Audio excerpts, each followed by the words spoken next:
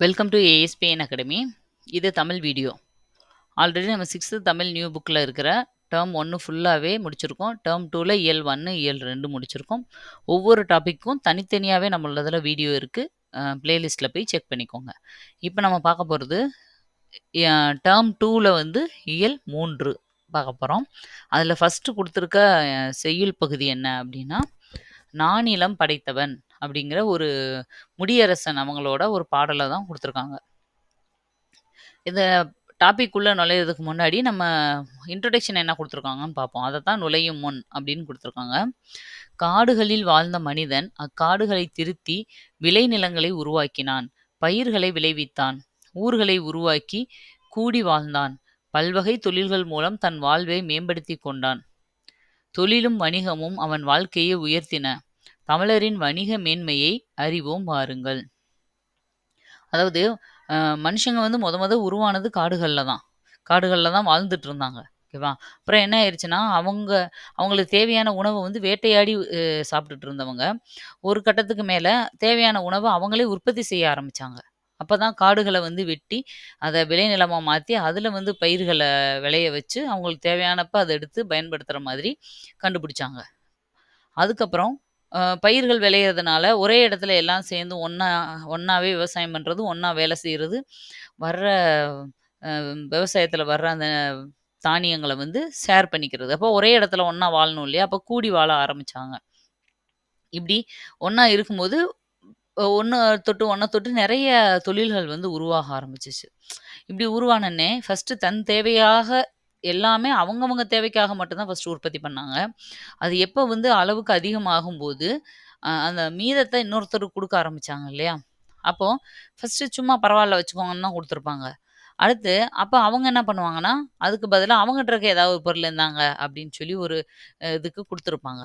இந்த மாதிரி கொடுக்க ஆரம்பிச்சது தான் வந்து பண்டமாற்று முறையா மாறி இன்னைக்கு வணிகம், தொழில்னு சொல்லி பெரிய பிஸ்னஸா மாறியிருக்கு. ஓகேவா? இந்த மாதிரி ஆயி வந்து இப்போ பெரிய டெவலப் ஆயிருக்கும் இல்லையா? அத பத்தி தான் வந்து ஒரு பாடலா அவர் குடுத்திருக்காரு. கல்லெடுத்து முள்ளெடுத்து காட்டுப் பெருவெளியை மல்லெடுத்த திண்டோள் மரத்தால் வளப்படுத்தி ஊராக்கி ஓங்கும் நகராக்கி நாடென்ற பெயராக்கி வாழ்ந்த பெருமை அவன் பெற்றான். மாநிலத்தில் முல்லை மருதம் குறிஞ்சி நெய்தல் நானிலத்தைக் கண்ட பெரும் நாகரிக மாந்தன் அவன்.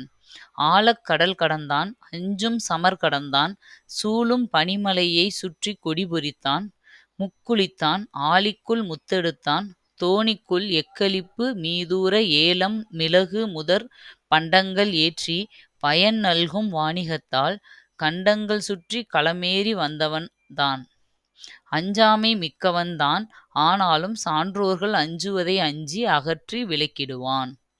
எதுக்குமே பயப்பட மாட்டான். ஆனா சான்றோர்கள் இதுக்கெல்லாம் பயப்படணும். அதாவது பழிக்கு பயப்படணும், மத்தவங்களுக்கு குற்றம் செய்ய பயப்படணும், மனசாட்சிக்கு பயப்படணும்னு சொன்னா அந்த மாதிரி விஷயங்களுக்கு பயப்படுவான் அப்படின்றது.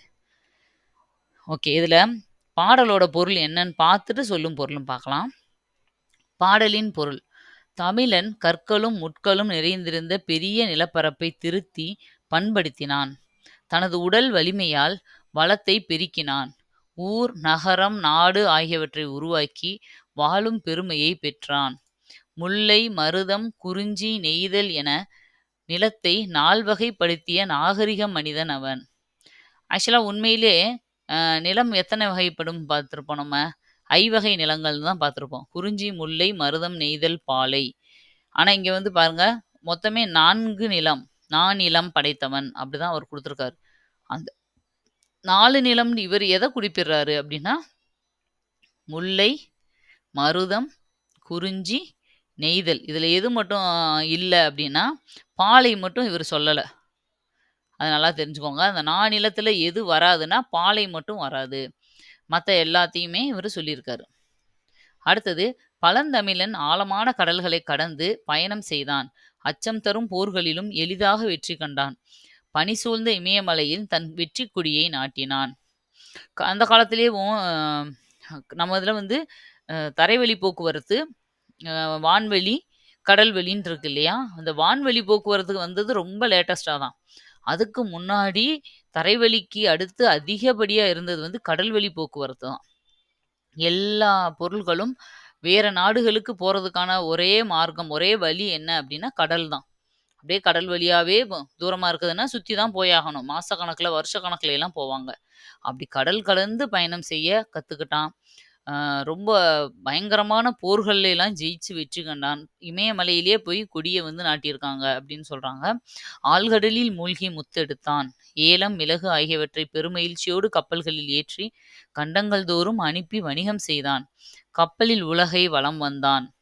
பாத்தீங்களா? கப்பல்லயே அந்த உலகத்தவே சுத்தி வந்தான். எதற்கும் அஞ்சாதவன். ஆனால் சான்றோர்கள் அஞ்சும் தீமைகளை செய்ய அஞ்சுபவன். அதத்தான் சொன்னேன் ஆல்ரெடி. இதான் வந்து இந்த பாடலோட பொருள். இப்ப நம்ம என்ன பண்ணலாம்? இந்த பாடல்லேருந்து குடுத்திருக்க சொல்லும், பொருளும் பாத்துரலாம். மல்லடுத்த மல்லடுத்தன்னா வலிமை பெற்ற அப்படின்னு அர்த்தம். சமர் அப்படின்னா போர். இது ரொம்ப முக்கியம்ப்பா. இது அடிக்கடி கேட்கிற ஒரு சொல்லும் பொருளும். சமர் அப்படின்னா போர். சமர், போர் 2, 3 தடவ படிச்சுட்டே இருந்தீங்கன்னா, எங்க பார்த்தாலும் ஞாபகம் வந்துரும் அடுத்து. சமர்னா போர். நல்கும், தரும். கழனி, வயல். இது முக்கியமானது தான். ஆனா இது தெரியும் உங்களுக்கு. மரம்னா வீரம். எக்களிப்பு, பெருமகிழ்ச்சி. களம், கப்பல். ஆழி, கடல். ஓகேவா? கடலுக்கு வந்து நெறைய பேர் இருக்கும். போக, போக நெறைய படிக்கும்போது இது கூட ஆட் பண்ணிக்கோங்க. சரியா? இப்போதைக்கு ஆழினா கடல். இது மட்டும் தெரிஞ்சா போதும். ஓகே. அடுத்தது இதுல இருக்கிறது வந்து நூல்வெளி. ஆசிரியர் குறிப்பு மட்டும் பார்த்தோம்னா, இந்த டாபிக் முடிஞ்சிரும். இந்த நூல எழுதினவர் யாரு இந்த பாடல அப்டின்னா, முடியரசன். முடியரசன பத்தி ஒரு கொஸ்டினாவது எப்பயுமே தமிழ்ல வந்துரும்ப்பா. இதுல வந்து கொஞ்சம் குடுத்துருப்பாங்க. இன்னும் பெரிய கிளாஸ் போம்போது, ஹையர் கிளாஸ்ல 9த்லன்னு நெனைக்கிறேன். இவர பத்தி கொஞ்சம் டீட்டெயிலான இன்னும் கொஞ்சம் எக்ஸ்ட்ரா பாயிண்ட்ஸ் இருக்கும். 2யும் சேர்த்துக்கிறணும் நம்ம. முடியரசனின் இயற்பெயர் துரைராசு. இது ரொம்ப முக்கியம். முடியரசன் துரைராசு. இவரோட நூல்கள் என்னென்ன அப்டின்னா, பூங்கொடி, வீரகாவியம், காவியப்பாவை இந்த 3 தான். எல்லாம் பாருங்க காவியம்னு வரும். இங்கேயும் காவியப்பாவைன்னு வருது. பூங்கொடி, வீரகாவியம், காவியப்பாவை முதலிய நூல்கள் எழுதியுள்ளார். திராவிட நாட்டின் வானம்பாடி என பாராட்ட பெற்றவர். இதுதான் ரொம்ப ரொம்ப முக்கியமான பாயிண்ட். இவரோட இந்த 3 பாயிண்ட் தான் இவரோடதுல மொத்தமே. சரியா? இயற்பெயர் துரைராசு, பூங்கொடி, வீரகாவியம், காவியப்பாவைன்றது இவரோட நூலு. திராவிட நாட்டின் வானம்பாடி என அழைக்கப்படுவார். இந்த 3 கொஸ்டினுக்குள்ளேயே திரும்ப திரும்ப ரிப்பீட் ஆயிட்டே இருக்கும். ஓகேவா? அதனால இத நல்லா தெளிவா படிச்சுக்கோங்க. இப்பாடல் புதியதொரு விதி செய்வோம் என்னும் நூலில் இடம்பெற்றுள்ளது. அப்ப பூங்கொடி, வீரகாவியம், காவியப்பாவை மட்டும் கிடையாது. புதியதொரு விதி செய்வோம் அப்படிங்கிறதும் இவரோட பாடல் தான். இவரோட நூல் தான் அப்படின்றத தெரிஞ்சுக்கோங்க. அடுத்தது புக் பேக்ல ஒரு பாட்டு குடுத்துருக்காங்க பாருங்க. வெள்ளி பனிமலையின் மீதுலாவுவோம், அடி மேலை கடல் முழுதும் கப்பல் விடுவோம். கங்கை நதிப்புறத்து கோதுமை பண்டம், காவிரி வெற்றிலைக்கு மாறு கொள்ளுவோம். சிங்க மராட்டியர்தம் கவிதை கொண்டு சேரத்து தந்தங்கள் பரிசளிப்போம். இது வந்து ஒரு பாரதியாரோட பாட்டு. இது நம்ம எல்லாருக்கும் நல்லா தெரியும். அந்த காலத்துல சிவாஜி கூட இந்த கேரக்டர்லாம் நடிச்சிருப்பாரு. அவர் அந்த பாட்ட பாடுறது வந்து சினிமால ரொம்ப ஃபேமஸா இருக்கும் இந்த பாட்டு. சரியா? இது ஒரு பாரதியார் பாட்டு அப்படிங்கிறத ஞாபகம் வச்சுக்கோங்க. "வெள்ளி பனியின் மீதுலாவுவோம்" அப்படின்னாலே பாரதியார். அடுத்தது இதுல இருக்கிற புக் பேக் பார்த்துரலாம். சரியான விடையை தேர்ந்தெடுத்து எழுதுக. போர்க்களத்தில் வெளிப்படும் குணம் என்ன? வீரம். மரம்னு குடுத்திருந்தாலும் நம்ம அத தான் குறிக்கணும். இங்க வந்து டைரக்ட்டா வீரம்னே குடுத்துருக்காங்க. அதனால ஆன்சர் வந்து வீரம். கல்லெடுத்து என்னும் சொல்லை பிரித்தெழுத கிடைப்பது. கல் கூட்டல் எடுத்து. நானிலம் என்னும் சொல்லை பிரித்தெழுத கிடைப்பது. 4 கூட்டல் நிலம். கூட்டல் நிலம்னு போட்றக்கூடாது.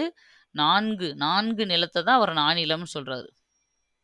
நாடு கூட்டல் என்ற என்பதனை சேர்த்து எழுத கிடைக்கும் சொல். நாடென்ற. களம் கூட்டல் ஏரி என்பதனை சேர்த்து எழுத கிடைக்கும் சொல் களமேரின்னு வரும். களமேரி. ஓகேவா? அதுக்கடுத்தது என்ன குடுத்துருக்காங்க இதுல புக் பேக்கு? சொற்றொடரில் அமைத்து எழுதுக. அதெல்லாம் தேவையில்ல நம்மளுக்கு. இதோட இந்த லெசன் முடிஞ்சதுப்பா. நம்ம அடுத்த டாபிக் வந்து அடுத்த வீடியோல பார்க்கலாம். ஓகேப்பா. பாய்.